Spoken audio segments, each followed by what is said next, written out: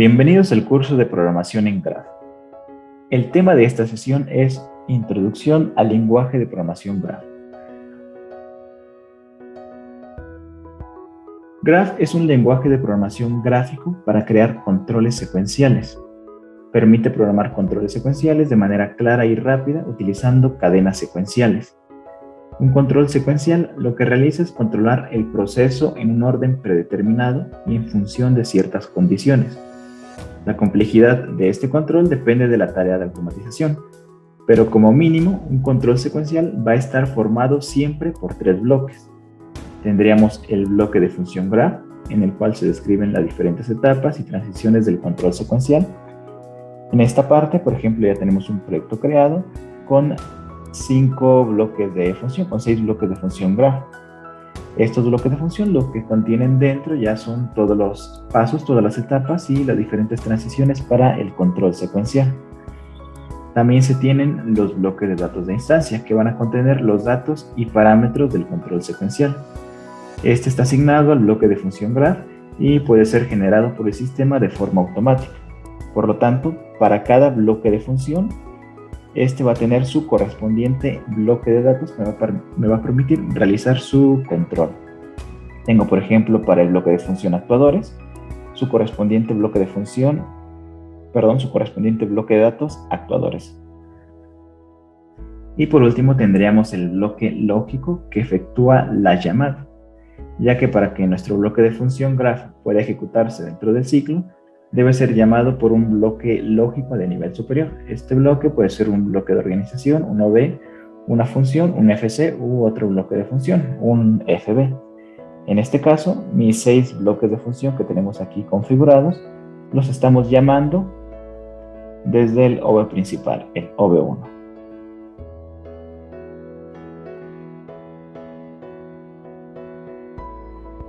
Los tenemos en esta parte. La llamada al bloque de función habilitación, al bloque de función modo de operación, al bloque de función secuencia casa, actuadores y secuencia automático y lámparas. Vamos a entrar, por ejemplo, a uno de nuestros bloques de función. Vamos a entrar al de secuencia automática. En una cadena secuencial, el programa se va a dividir en etapas individuales, lo podemos ver en esta parte. Yo tengo la etapa 1, la etapa 2, 3, 4, hasta la etapa 14. En los casos sencillos, como en este, las etapas se procesan linealmente una tras otra. Pero también puede haber casos en el cual se utilicen ramas alternativas o simultáneas que permiten generar cadenas secuenciales con estructuras un poco más complejas. Por ejemplo, si entramos al FB de modo de operación, aquí podemos ver que la ejecución de nuestra cadena secuencial ya no es solamente de forma lineal, sino que estamos utilizando algunas ramas alternativas y simultáneas que nos realizan una estructura un poco más compleja de nuestra cadena secuencial. El procesamiento del programa siempre va a comenzar con la etapa definida como etapa inicial. Y por lo general, esta etapa la vamos a encontrar al inicio de nuestra cadena secuencial, aunque puede ocupar cualquier posición dentro de la cadena secuencial. Si yo voy, por ejemplo, a la etapa número 1 y yo doy clic derecho, podemos visualizar que esta etapa es la que está definida como etapa inicial. La tenemos al comienzo de nuestra cadena secuencial. Si voy también a la secuencia de automático, a la etapa número 1, damos clic derecho, podemos observar que esta etapa está definida como la etapa inicial. En la parte superior vamos a encontrar los símbolos de todos los elementos posibles en nuestra cadena secuencial. Tenemos, por ejemplo, el elemento de etapa y transición, únicamente etapa, únicamente transición, fin de cadena, salto, abrir rama alternativa, abrir rama simultánea y cerrar rama. La rama simultánea permite programar ramas Y, o también conocidas como ramas AND. Esto significa que con una transición se activan varias etapas cuyas acciones se van a ejecutar de forma continua. Entonces, En esta parte yo tengo definidas diferentes ramas simultáneas. Podemos observarlo que después de una transición, como habíamos mencionado, tenemos definida esta rama simultánea y todas estas se van a estar ejecutando a la par.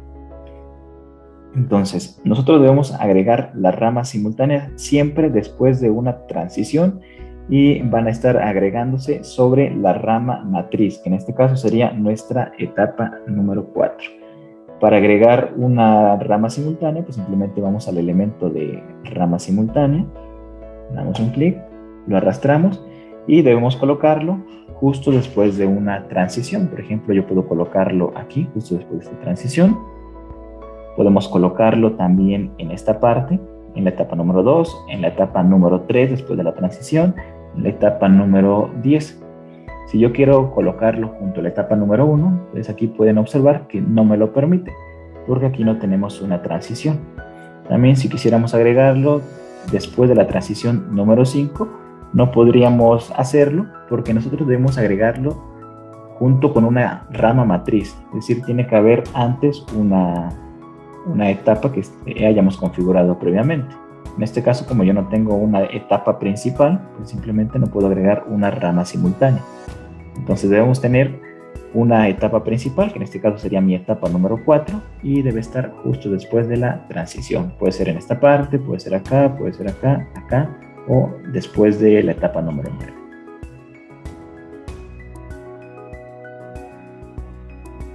Y una vez que se ha agregado la rama, para cerrar esta rama podemos utilizar el elemento de cerrar rama. Simplemente damos un clic y ya se estaría uniendo a nuestra rama matriz. O simplemente puedo dar un clic, dejo presionado y arrastramos hacia la rama matriz de esta forma.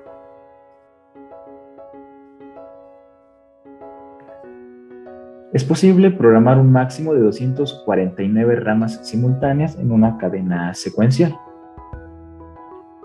Las ramas alternativas permiten programar ramas O también conocidas como ramas OR.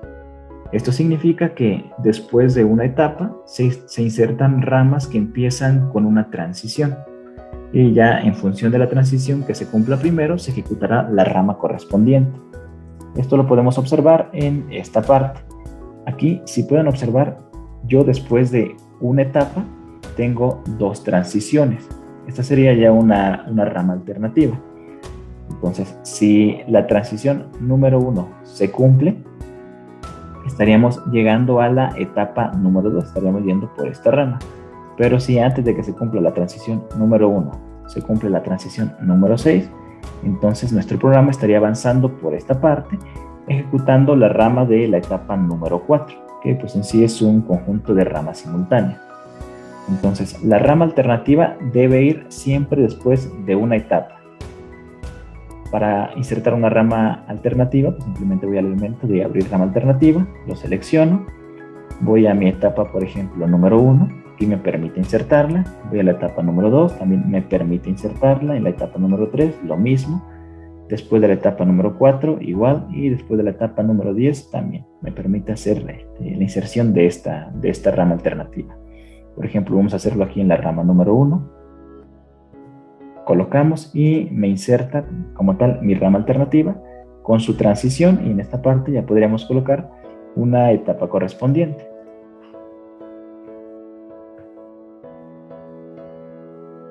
Por lo tanto, si nosotros quisiéramos agregar ramas simultáneas, estas las agregamos después de una transición, y si quisiéramos agregar ramas alternativas, esta la debemos agregar después de una etapa.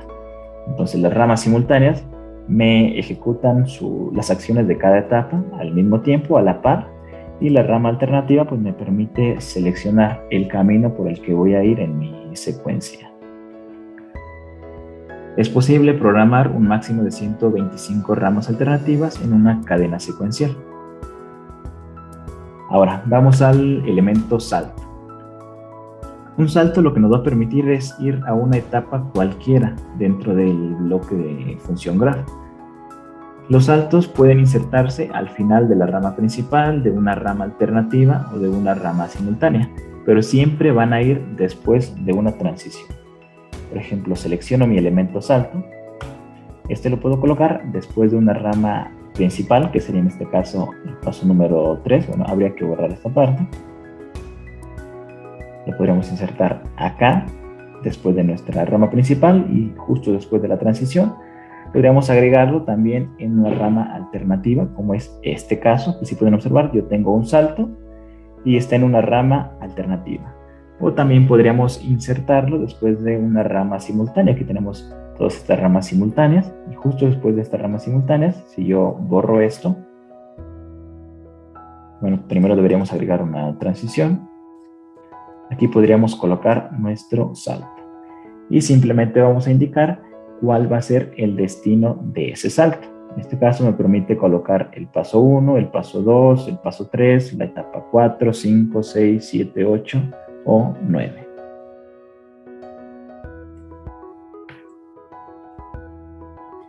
El salto y su destino se representan en la cadena secuencial en forma de flecha, de modo que en el destino del salto se indica la transición de origen. Por ejemplo, aquí yo tengo la etapa 1 y esta etapa 1 está trabajando como un destino de salto. Estas flechas me indican que pues estamos llegando a esta etapa a partir de la transición número 9, que es la que tenemos en esta parte, a partir de la transición número 8, la que tenemos en esta parte, transición 8, transición 5 y a partir de la transición número 4. Entonces aquí se está mostrando el destino de salto y con esta flecha pues simplemente estamos indicando cuál es el origen de nuestro salto. Estamos diciendo que vamos a ir al paso número 1, etapa número 1, etapa número 1, 1, 1. Si quisiéramos cambiar el destino de salto, pues simplemente damos un clic y por ejemplo voy a seleccionar la etapa número 2. Y ahora ya estamos indicando que estamos yendo a la etapa número 2 cuando se cumpla esta transición. Y en esta parte también se está indicando cuál es el origen de ese salto. En este caso sería la transición número 9. Una de las funciones del elemento salto es procesar la cadena secuencial de forma cíclica. Es decir, aquí podemos observar que una vez que se cumplen todas estas etapas, al finalizar la transición número 4, lo que estamos haciendo es pasando a la etapa número 1. Lo mismo tenemos en esta parte. Cuando se cumplen estas condiciones, vamos nuevamente a la etapa 1. Aquí tenemos lo mismo. Vamos a la etapa 1 y aquí también. Estamos yendo a la etapa número 1. Lo que estamos haciendo en esta parte es simplemente ciclando nuestra cadena secuencial. Es decir, siempre se estaría reiniciando esta cadena secuencial. Si nosotros quisiéramos finalizar esta cadena o cerrar esta cadena, podríamos utilizar el elemento fin de cadena. Esto lo que me realiza en sí pues es simplemente cerrar mi cadena. No estaríamos regresando a un paso anterior, simplemente estaríamos finalizando nuestra cadena secuencial. Entonces, por ejemplo, podríamos tener que nos encontramos en el paso 1. La condición de la transición es, por ejemplo, un botón, simplemente un pulsador. Presionamos nuestro pulsador, se ejecutan todos los pasos siguientes. Y una vez que finalizan todos los pasos siguientes, una vez que realiza todo nuestro proceso, con este salto paso nuevamente a la etapa 1. Y aquí lo que estamos esperando es que se presione otra vez el botón. Entonces se presiona el botón y vuelve a ejecutar todas las acciones. Regresamos a la etapa 1, presionamos el botón y ejecuta nuevamente todas las acciones. Se estaría ciclando nuestro proceso. En el caso de que nosotros cerráramos esa cadena, pues simplemente cuando llega a la posición final, lo que estaría haciendo es deshabilitando todas las etapas. Aunque yo presione mi botón, pues simplemente no realizaría nada, porque en sí no nos estaríamos encontrando en el paso 1. Todos los pasos estarían como tal deshabilitados. Y para volver a comenzar nuestra cadena, pues deberíamos inicializar esa secuencia. Eso lo vamos a ver más adelante, cómo hacer la inicialización de una cadena secuencial. En este caso, si nosotros queremos ciclar nuestra cadena secuencial, utilizamos los saltos. Si quisiéramos finalizarla, pues simplemente utilizamos el elemento fin de cadena. Por lo tanto, estos serían todos los elementos que nosotros podemos utilizar para ir construyendo nuestra cadena secuencial. De acuerdo, ingenieros, con esto damos por finalizado el tema de esta sesión. No olvides suscribirte y activar la campanita de notificaciones. También Coméntanos qué temas te gustaría que viéramos en el siguiente video. Te invitamos a visitar nuestra página web y nuestras redes sociales para mayor información de nuestras capacitaciones online y semipresencial. Hablemos de capacitación e ingeniería.